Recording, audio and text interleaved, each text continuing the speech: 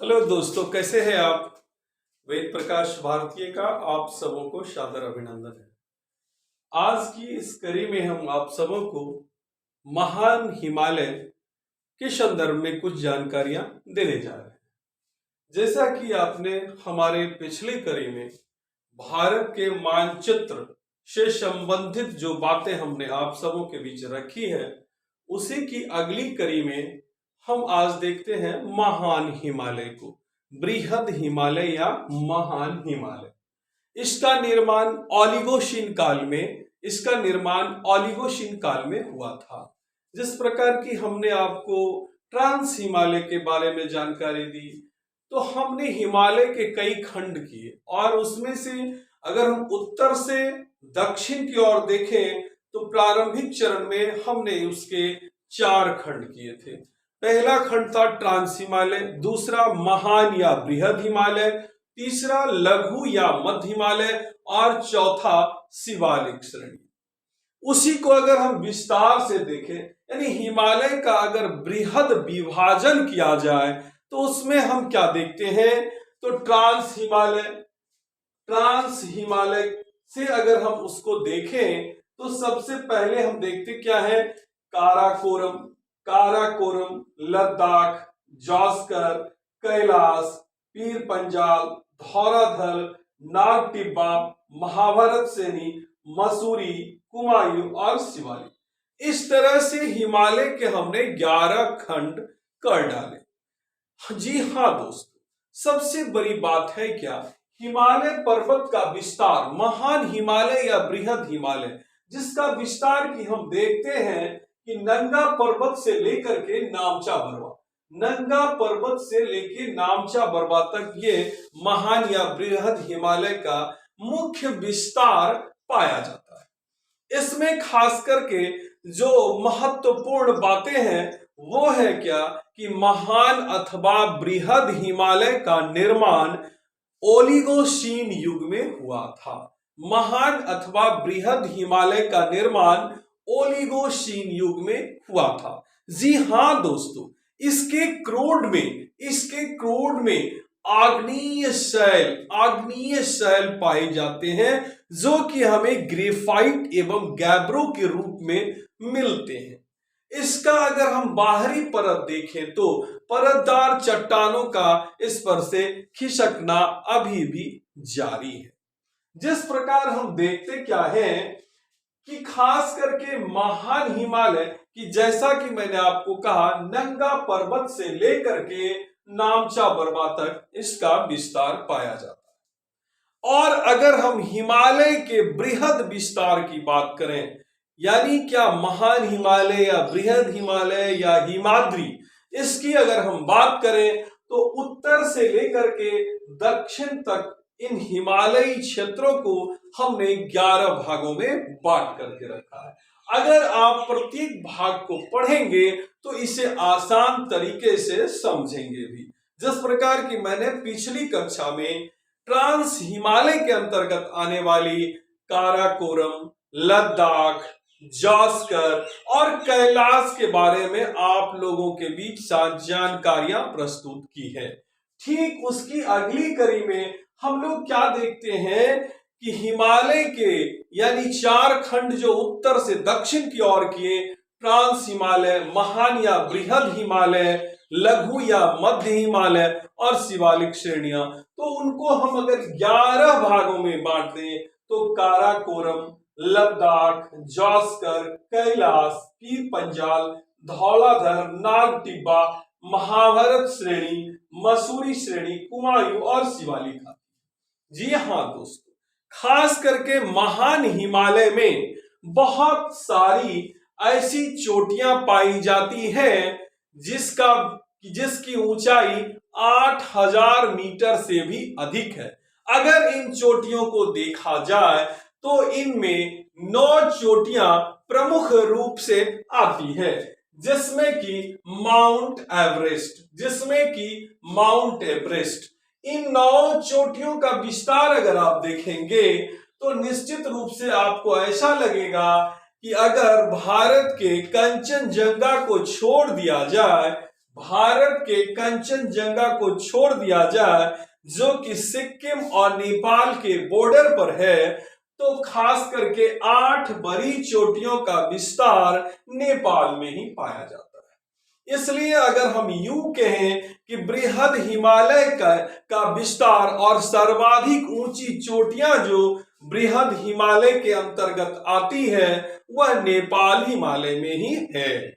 अगर हम उन 8000 मीटर से ऊंची की चोटियों को देखें तो सबसे पहला नाम आता है माउंट एवरेस्ट का। जी हाँ दोस्तों, माउंट एवरेस्ट का। आप एक बात अगर नहीं जानते होंगे तो जान लेना, आप लोगों के लिए अति महत्वपूर्ण है। ये क्या महत्वपूर्ण है कि 1865, जी हाँ दोस्तों, 1865 से पूर्व माउंट एवरेस्ट को गौरी शंकर शिखर के नाम से जाना जाता था। 1865 से पूर्व माउंट एवरेस्ट को गौरी शिखर के नाम से जाना जाता था। लेकिन माउंट एवरेस्ट का और भी कई नाम है, जैसे पीक 15, यानी पीक 15,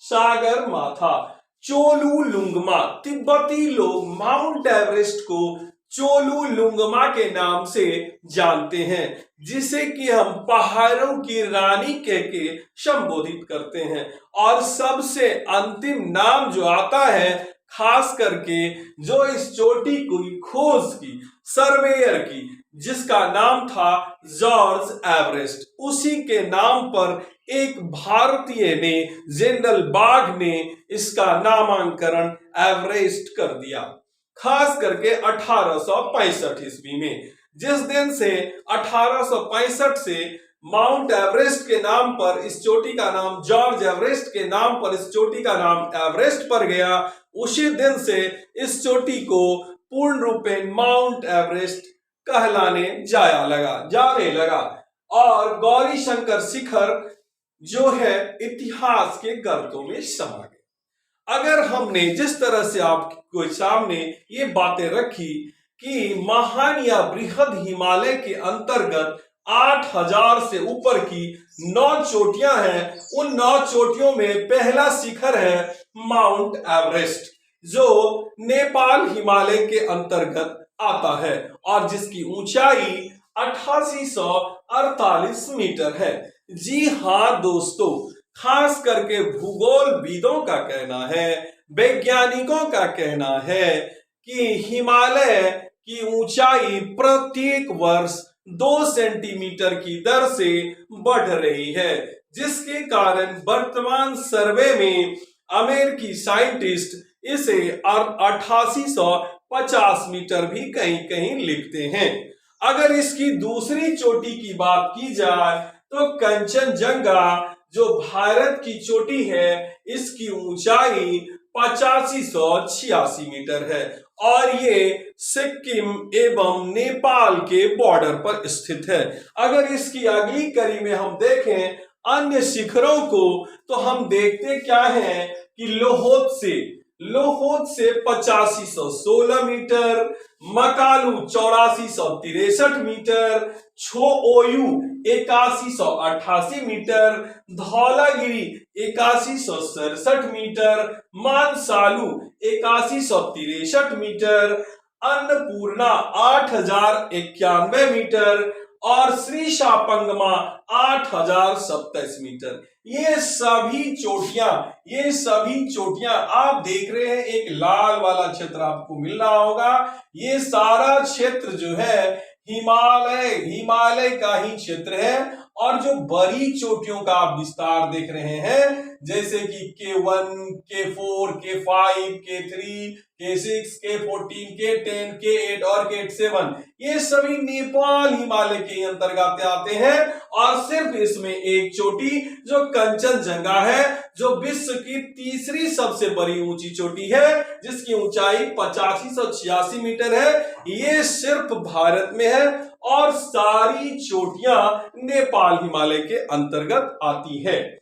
अगर हम 7000 से ऊपर की चोटियों की बात करें तो हिमालय के अंतर्गत 40 ऐसी चोटियां हैं जो 7,000 से ऊंचाई के 7,000 मीटर से अधिक ऊंचाई की हैं, लेकिन महान या बृहद हिमालय की औसत ऊंचाई वैज्ञानिकों ने 6,000 या 6100 मीटर निर्धारित की है। अन्य पर्वत श्रृंखलाओं में अगर देखा जाए, चोटियों के रूप में देखा जाए, तो भारत का कामेट पर्वत जिसकी ऊंचाई 7756 मीटर है, भारत का ही नामचा बरवा 7756 मीटर है जिसका विस्तार के अरुणाचल प्रदेश में पाया जाता है, भारत का ही नंदा देवी जो 7817 मीटर है, और नेपाल का गुरुला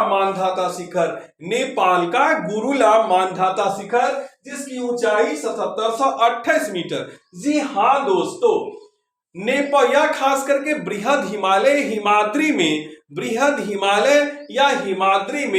बहुत ऐसे हिमनद भी पाए जाते हैं, जैसे मिलाम,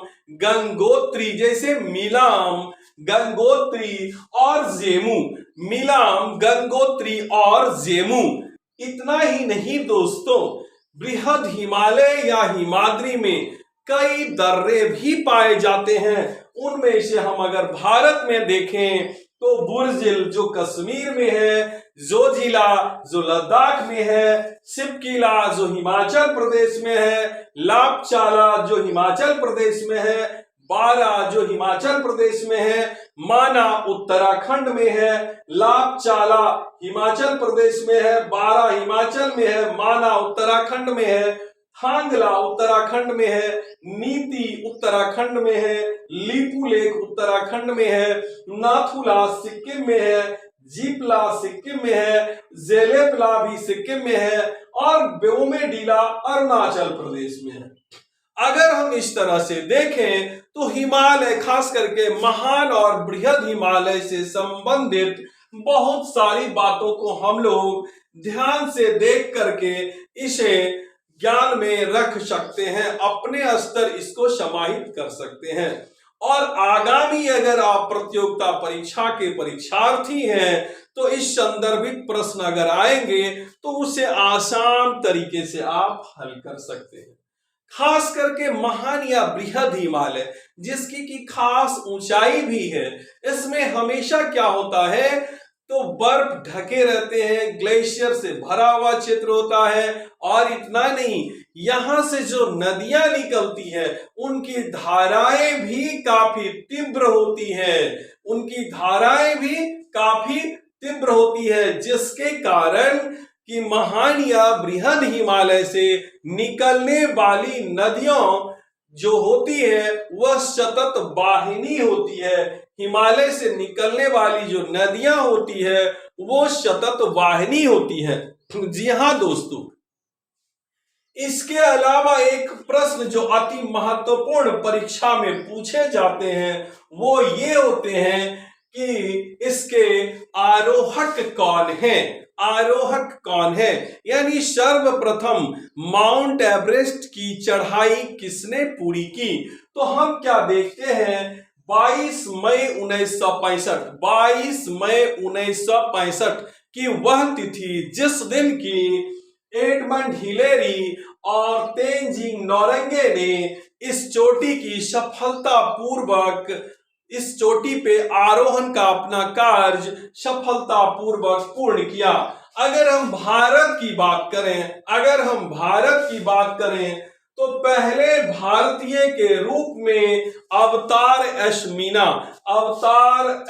चीमा पहले भारतीय जो 20 मई 1965 को माउंट एवरेस्ट की चोटी पर फतह की वो थे अवतार एस चीमा, और उसके साथ में ही दो भाई बहन भी जो 22 मई 1965 को सगे भाई बहन भी माउंट एवरेस्ट की चढ़ाई पूरी की। उनमें थे सोनम यात्सो और सोनम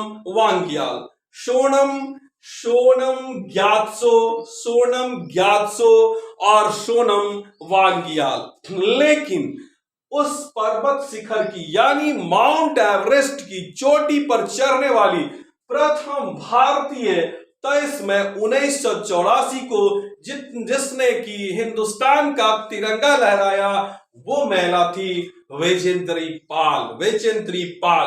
तो पुरुष में अगर हम देखते हैं तो अवतार एस चीमा जो पहले भारतीय पुरुष थे और पहली भारतीय महिला वैजयंती पाल जो 23 मई 1984 को बृहद हिमालय की माउंट एवरेस्ट शिखर को फतह किया। इस प्रकार दोस्तों अगर हम बृहद और महान हिमालय से संबंधित कोई भी प्रश्न हमें प्रतियोगिता परीक्षा में आते हैं तो हम उसे आसानी से सरल कर लेते हैं।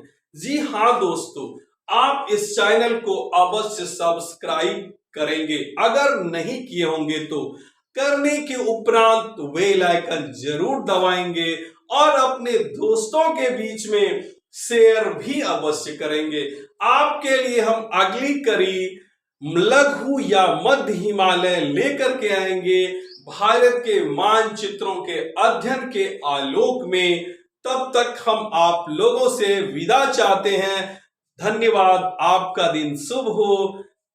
जय हिंद।